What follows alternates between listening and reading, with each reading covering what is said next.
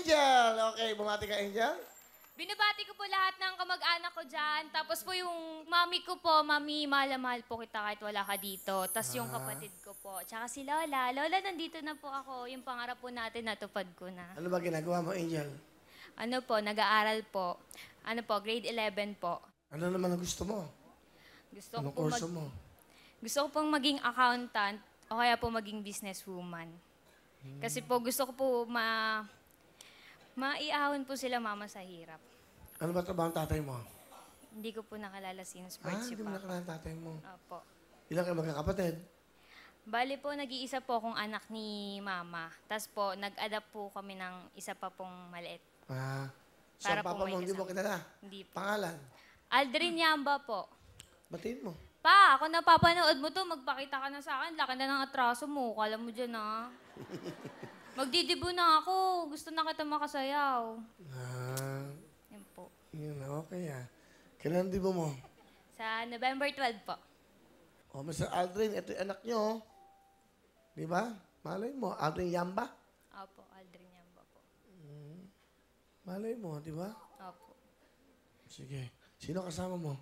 Pinapakilala ko po sa inyong lahat ang pinaka-pogi kong mama. Mama Che! Magandang gabi po. Kayo ang nanay. Opo. Bakit pogi? Kasi po lesbian po ako. So, ibig mo sabihin, yung pagiging ina mo, yung ba yung time na yun, ganyan ka na o Hindi po. Hindi pa po. babae ka pa? Opo. Girl lalo pa po. Ngayon po, bago na gender ko. Male. Paano nangyari yun? Eh, nagkaanak Hindi, ka. kasi po, si mother po, noong time na yun, meron po siyang sakit. Akala ko ho, matitigok na. Oh. Ngayon po, nag-request po siya sa akin. Sabi niya po sa akin, anak, bago ako matigok, bigyan mo muna ako apo. Alam ba, yung time na yun, babae ka pa. Apo. So, Ngayon sabi ko, sige, bibigyan kita apo, tapos liliko na ako. Yan po, binigyan ko po siya ng isang apo.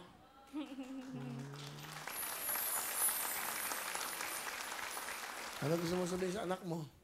Nak, alam mo naman, kahit ganito ako, binuhay kita, pinalaki ka namin ng mami mo.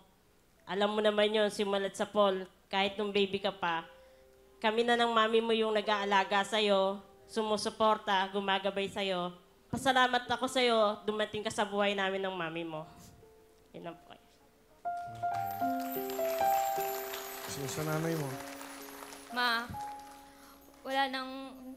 Parang kulang pa yung salitang mahal ko kayo ni Mami. Sa lahat ng pinaramdam niyo po sa akin. Kahit na lumaki po ako na walang ama, hindi niyo po pinaramdam sa akin na kulang yung pamilya ko. Mahal na mahal ko po kayo. Hanggat kaya ko po, Ma, tutulungan ko kayo. Hindi ko po kayo papabayaan. Alam niyo po yun. Hindi ko kayang nasasaktan po kayo. Hindi ko kayang nahihirapan po kayo sa lahat ng bagay, Ma. Kasi sobrang mahal na mahal ko po kayo. Iba po yung pagmamahal na, salamat po. Iba po yung pagmamahal na binigay niyo po sa akin. Sabi ko nga po sa mga kaibigan ko po, siguro ako na po yung pinakaswerteng tao. Kasi kahit wala po akong ama, hindi po nagkulang si mama tsaka po yung mami ko po para punuin po yung pagmamahal po nila para sa akin. Maraming salamat po sa inyo sa lahat ng sakripisyo niyo. Mahal na mahal ko po kayo lahat. Si Lola. Bale si Lola. Lola, kamusta po kayo? Alin po kayo? Lola, ito po yung apo nyo. Ano po gusto niyo sabihin? Angel, mahal na mahal ka namin, anak. Kaya ikaw ay mahal na mahal ko, nag-iisa ka. Request pa kita. Kung nawala ka, wala tomboy ang nanay mo na tuluyan. Totoo yan. Ni-request ko lang sa anak ko para magkaroon kami ng kasama dahil dalawa lang kami. Nagpapasalamat ako, hindi ako nagkamali. Napakaganda ng apo ko. Kaya mahal na mahal kita. Tayo ka nga, nanay. Yan, tabi kayo. Yan, tabi. Ayan, okay. Ano gusto mo sabihin sa lola mo? La, nandito lang ako palagi para sa inyo ni Lola Gia.